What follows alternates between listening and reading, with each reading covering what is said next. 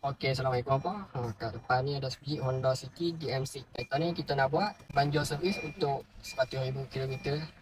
Untuk 100,000 km ni, apa yang kita buat? Salah satunya flashing aircon. Kat depan ni kita tengok. Jadi mesin tengah jalan untuk flashing aircon. Kita running balik. Tukar gas, tukar minyak.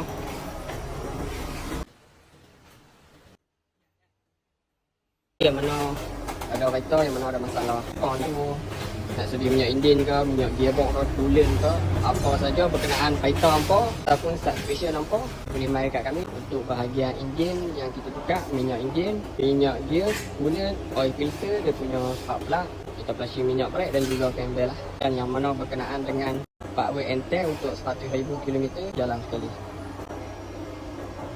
Selepas flashing 6.3.